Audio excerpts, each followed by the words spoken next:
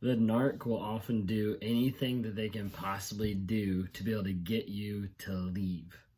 Hey, I'm Ben Taylor. I'm a narc in recovery, and I'm on this platform trying to bring awareness and promote growth and healing and change for people out there, for people that are struggling with narcissism, and for people that have been victims of narcissistic abuse.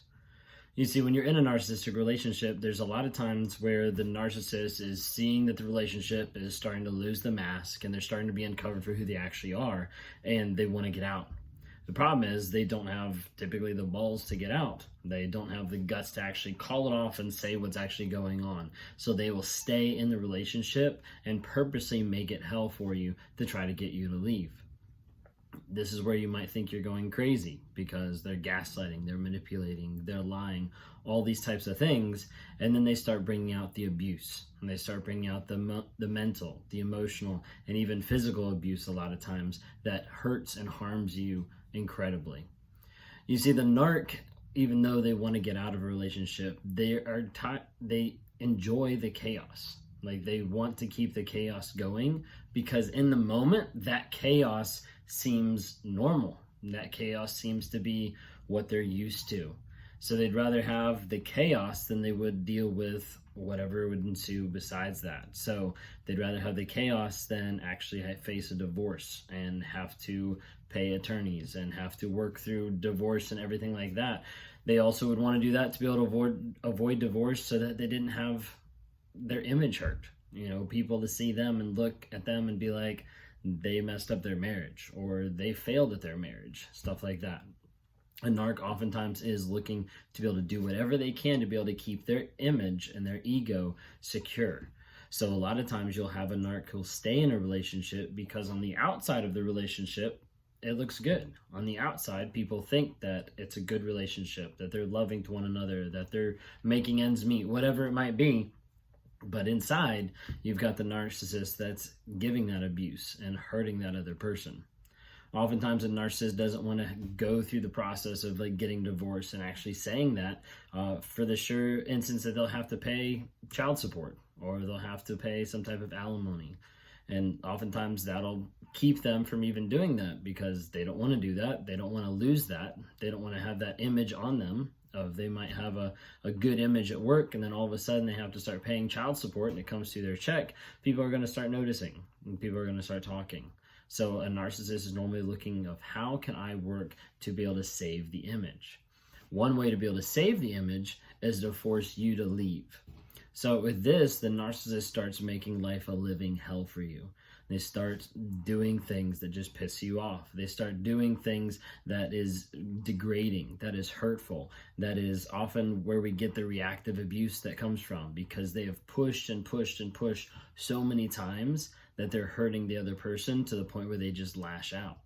The narcissist wants that other person to leave for a couple different reasons. One, because the narc isn't strong enough to be able to leave on his own. Whether that's mentally or emotionally, just not secure enough to be able to say, hey, this isn't working and we need to leave. They're not going to do that.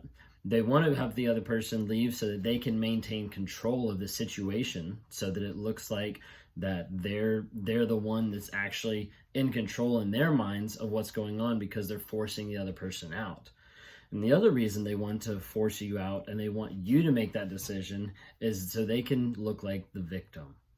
That's probably one of the biggest reasons why they want this is because if you can leave and they can twist the story, they will twist the story so that they can be the victim. They can be the person that was hurt. They can be the person that was abused, whatever it might be. And so you'll have at the very last second, you'll have the narcissist trying. You'll have the narcissist, oh, I'll go to counseling. Oh, I'll go to therapy. Like, oh, let's read a marriage book together. Let's work on this together. And they're trying like all these little things because in their mind, as soon as you walk out that door, they can flip the story. They can turn around, they can say, I tried. Like, I did this. I suggested we read a marriage book. I suggested we go to counseling. And, you know, it just caught me off guard and this person just walked out. They want to force you to leave at times so that they can make themselves the victim. Now, am I suggesting you do the opposite and stay with them just to piss them off? No, because you need to leave. You need to go no contact. You need to block them and not have anything to do with them and not let them in your life because they will try to control you and manipulate you.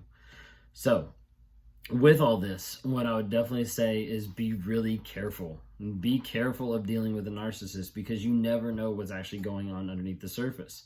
So many times they're there and they're trying to get you to leave. They're trying to force you out, and they're trying to piss you off to the place where you leave so that they can change the story, so that they can become the victim. So in my own life, in working through narcissism, there was a time in my life when my wife separated from me for a period of time. And during that time, I became callous and I became really hard. And there was a lot of it that I was like, I hope she leaves. I hope she walks out. That way I can tell the next person that I tried, that I put in the effort and she didn't want to put the effort in anymore. And that's something that would go through my mind often, sometimes when she was here, sometimes when we were separated. But that was something that would go through my mind a lot of times, because I wanted to figure out a way out of the situation where I could get what I wanted, to go out and cheat, do whatever, where I could get what I wanted and not lose face. And the only way I could do that is if I could manipulate the story. And that's what a narcissist is looking at doing. They're looking to try to manipulate the story so that they can be the victim, so they can force you to leave, and so they can move on with their life. Typically, if they're trying to do this, they already have a plan. They already have something in the back of their mind. It might be a destination they want to go to. It might be another job they want to visit. It might be another area they want to live. But more often than not, it's another person that they're already talking to. You see, a narc normally has someone already on the side, already has a plan, already has a new supply when they're getting tired or getting done with the old supply, and they're going to focus on moving on to the next one.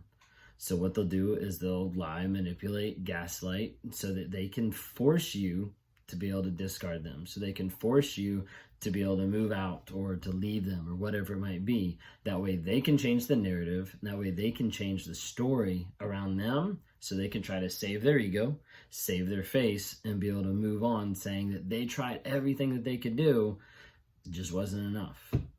Unfortunately, the narc is going to lie and change the story on regardless of what you do, no matter what happens. And so the biggest thing is to focus on you, focus on your growth, focus on your healing, because that's ultimately what's going to help you be the best person you can possibly be when you focus and concentrate on you. Don't worry about them. Don't worry about where they're going in life, who they're going in life with, whatever it might be. That doesn't matter. What matters is you. And if you have kids, if you have children, focus on you and their development, because that's ultimately the biggest blessing and the biggest thing that you can work on to be the best person you can be, to help them be the best kids and they can be.